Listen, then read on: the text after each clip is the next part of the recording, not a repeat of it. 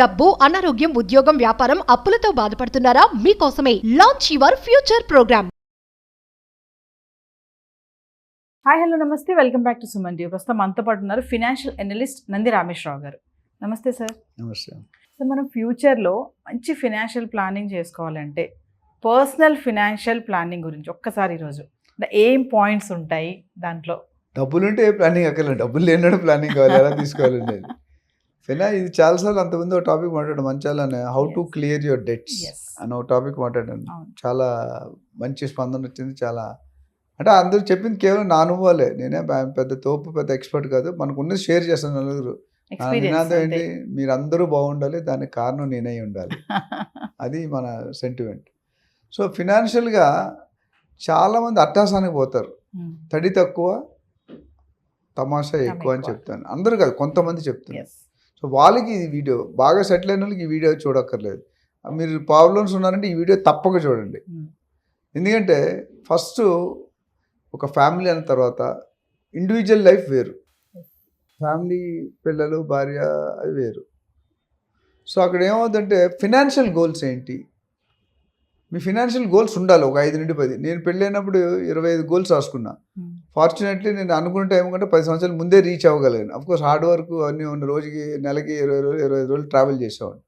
పొద్దున 9కి వెళ్తే రాత్రి 9కి వచ్చి సీనియర్ కూలోడు సీనియర్ లేబర్. నేను మనం యాజ్ ఎ సీఈఓగా రెస్పాన్సిబిలిటీ తీసుకుంటే కింద వాళ్ళు తీసుకోరు, కొంతమంది తీసుకుంటారు, కొంతమంది తీసుకోరు.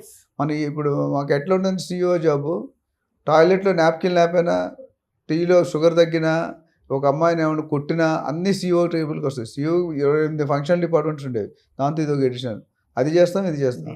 సో అట్లా ఎప్పుడంటే మనం ప్లానింగ్ కరెక్ట్ ఉంటే లైఫ్ పర్ఫెక్ట్ ఉంటుంది, డిసిప్లైన్డ్ వే. సో ఫైనాన్షియల్ గోల్ అంటే ఇప్పుడు మీ శాలరీ ఎంత, మీ శాలరీలో ఎంత సేవ్ చేయాలి, ఎంత ఖర్చు పెట్టాలి, ఎంత ఇన్వెస్ట్ చేయాలి, ఇవి చాలా తేడా ఉంది.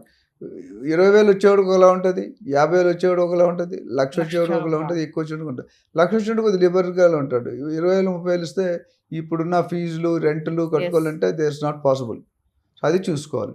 సో ఫినాన్షియల్ గోల్లో మీ నెక్స్ట్ 10 years గోల్ ఏంటి, పిల్లల చదువుకి ఎంత అవుతుంది, అమ్మాయి ఉంటే అమ్మాయి పెళ్ళికి ఎంత అవుతుంది, ఇంకా అట్లా మిగతా ఇల్లు కొనుక్కోవాలి, కారు కొనుక్కోవాలి, మంచి ఉద్యోగం రావాలి, ఇవన్నీ గోల్స్ ఉంటాయి. సో ప్రతి ఒక్కరికి గోల్స్ వేరే ఉంటాయి. ఏజ్ బట్టి గోల్స్ మారుతాయి. అట్ ద ఏజ్ ఆఫ్ 25 నీ సిస్టమ్ వేరే ఉంటుంది, ఏజ్ ఆఫ్ 50 వేరే ఉంటుంది, ఏజ్ ఆఫ్ 60 ఉంటుంది, 75 తర్వాత ఏం బర్డన్స్ ఉండవు, తిని బతికితే చాలు అనుకుంటాం. ఇప్పుడు చాలామంది సంపాదించి తినలేకపోతున్నారు. They have money but they will not be able to eat and digest. So many అందరికి బాడీ డిసార్డర్స్ వస్తున్నాయి. సో ఇక్కడ ఫైనాన్షియల్లో ఇంపార్టెన్స్ ఇవ్వాలి. ఫైనాన్షియల్ ఇవ్వాలంటే మీ నెట్వర్క్ మీ ఎంతో తెలుసుకోవాలి. నేను ఒక టాపిక్ మాట్లాడాను, నెట్వర్క్ ఈజ్ నెట్వర్త్. అది డిఫరెంట్, దాని సపరేట్ టాపిక్ మాట్లాడాను. నెట్వర్క్ అంటే ఏంటి, సింపుల్గా చెప్పాలంటే అసెట్స్ మైనస్ లయబిలిటీస్. అసెట్స్ అంటే మీ ఆస్తులు, లయబిలిటీస్ అంటే మీ డెట్స్, మీరు తీర్చాల్సిన లోన్లు అప్పులు ఇవన్నీ వస్తాయి. సో చాలామంది అక్కడ కన్ఫ్యూజ్ అవుతారు. ఇప్పుడు సపోజ్ మీకు బైక్ ఉంది, మీ హస్బెండ్కి కారు కొనుక్కున్నారు. ఆ కారు ఎప్పుడంటే ఓన్లీ మీతో వెళ్తేనే కారు నడుపుతాడు, లేకపోతే బైక్ నడుపుతాడు. అది లయబిలిటీ అయిపోద్ది, ఎసెట్ అవ్వదు. కారు ఉంటుంది, జనరేట్ కాదు ఇన్కమ్. సపోజ్ మీరు ఇల్లు ప్రాపర్టీ కొనుక్కున్నారు, దాని మీద రెంట్ వస్తుంది, దట్స్ అన్ ఎసెట్. అట్లా చాలా మొబైల్ ఉంది. ఇప్పుడు ఐఫై మొబైల్ 10,000లో మొబైల్ కొనుక్కోవచ్చు, 1,00,000లో మొబైల్ కొనుక్కోవచ్చు, 2,00,000 ఇప్పుడు కొంతమంది చూసుకుంటే ఆ 10,000 మొబైల్తో అయ్యే పని 1,00,000 మొబైల్ కొనుక్కుంటారు, ₹1,00,000 పెట్టి, 1,50,000 ఆండ్రాయిడ్, లేకపోతే గ్యాలక్సీ, లేకపోతే ఐఫోన్ 16 Pro, 1,60,000 అవసరం లేదు. That's a liability. నీకు సంపాదన లేనప్పుడు ఎందుకు తీసుకుంటే, ఎప్పుడు కూడా మీ inflow should be more than outflow. ఎప్పుడైతే outflow is more than inflow అంటే నువ్వు రోడ్డు మీద పడ్డావు. నేను రియల్ ఎస్టేట్ ఒక సామెత చెప్తాను కదా, రియల్ ఎస్టేట్ ఉండాలంటే భూమాత అంత పేషెన్స్, ఆకాశం అంత ఆశ ఉండాలి. ఆశ అత్యాశకి వెళ్ళినప్పుడు చీటింగ్ అవుతుంది, దొంగతనం చేయాలి, చీటింగ్ చేయాలని ఉంటుంది. ఇక్కడ కూడా అంతే. సో నెట్వర్క్ని మీరు డిసైడ్ చేసుకుని, నా నెట్వర్క్ కొంతమంది -0లో ఉంటారు, కొంతమంది ఏముండదు, అడ్డు ఎసెట్ ఉండదు, లాస్ ఉండదు, కొంతమంది ఎసెట్స్ ఎక్కువ ఉంటాయి, లయబిలిటీస్ తక్కువ ఉంటాయి. సో 3 కరెక్టే. మీరు ఏ స్టేజ్లో ఉన్నారు అనేది important, in your stage which you are. So ఎవరైతే -0 తక్కువ ఉన్నారో they have to be very careful. For example పెళ్లి చేయాలి అమ్మాయిది, అమ్మాయికి ఇప్పుడు మీ కొన్ని కమ్యూనిటీలు ఉంగరం పెడితే పెళ్ళి అయిపోద్ది. కొన్ని కమ్యూనిటీలో రిజిస్టర్ ఆఫీసర్ సంతకం పెడితే పెళ్ళి అయిపోతుంది. కొన్ని కమ్యూనిటీలో మన అంబానీ ఆదాయం 1000, 2000, 3000 కోట్లు ఖర్చు పెడుతుంది. 3 కరెక్టే, ఇది పెళ్ళే అది పెళ్ళే. కానీ ఇప్పుడు అంబానీ గారికి కొన్ని లక్షల కోట్లు ఉంది, ఆయన 3000కు లక్షల కోట్లు ఖర్చు పెట్టింది ఎంత 1%.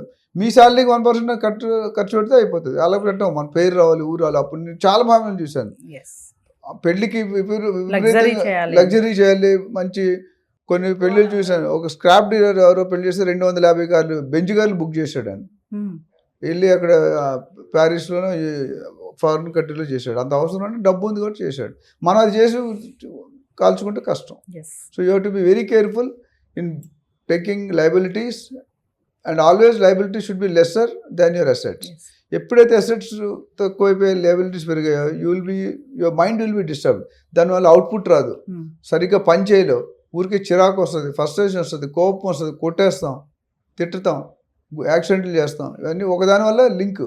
సో ఇది కంపల్సరీ చూసుకోవాలి. ఇంకో యూసేజ్ అంటే మీరు ప్లానింగ్లో క్రెడిట్ కార్డ్ ఈజ్ నా ప్రకారం డేంజర్ కార్డ్. ఫ్రీ మనీ అంటారు కదా చాలా. క్రెడిట్ కార్డ్ అంటే అది కార్డ్ అనుకుంటా కానీ మనీయే, మనీ విత్ ఇంట్రెస్ట్.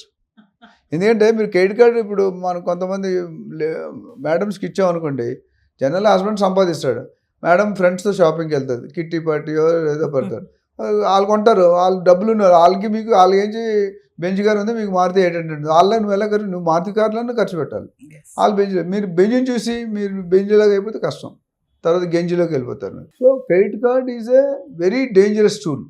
అంటే కనిపించిన మనీ విత్ ఇంట్రెస్ట్ నా ప్రకారం. ఎందుకంటే 30 రోజులు క్రెడిట్ ఇస్తే వాడు ఏదో ఛార్జెస్ వేస్తారు కదా. సో క్రెడిట్ కార్డ్ స్వాప్ చేస్తాం, మనకి ఎంత అవసరం అంతే స్వాప్ చేయాలి. ఉన్నది కదా అని స్వాప్ చేసుకుంటూ పోతే విల్ బి నోవేర్. అంటే మెల్ల కట్టుకోవచ్చు కదా అని చాలా మంది యూస్ చేస్తారు. ఎట్లా కట్టుకుంటారు? మీకు వచ్చే మంత్లీ శాలరీ 50,000, మీ వైఫ్ నుంచి వైఫో లేదా సిస్టరో 2 లక్షలు స్వైప్ చేస్తుంది, ఎలా తీరుస్తారు? క్రెడిట్ కార్డు నాకు లైఫ్ టైంలో క్రెడిట్ కార్డు లేదండి. అవుతారు అందరూ, నాకు క్రెడిట్ కార్డు లేదు చెప్పారు, చాలా వీడియోస్లో ఈ మాట చెప్పారు. ఎందుకు లేదంటే నేను క్రెడిట్ కార్డు లేకుంటే ఒకప్పుడు మేము మ్యారేజ్ అయిన కొత్తలో 15 ప్లేస్లకి వెళ్ళాం, 15 టూరిస్ట్ పాయింట్లు, ఆల్ ట్రైన్ రిజర్వేషన్స్. అప్పుడు ఫ్లైట్ పెట్టుకునేప్పుడు I'm talking 25-30 years back. So అన్ని ప్లేస్లకు కూడా మేము ఇక్కడే ప్లాన్ చేసుకొని పొద్దుటేంచి చూడడం, రాత్రి నుంచి ట్రావెల్, పొద్దుట చూడడం, అలా ప్లాన్ చేసుకుని క్రెడిట్ కార్డు అసలు వాడలేదు, లేదు నాకు.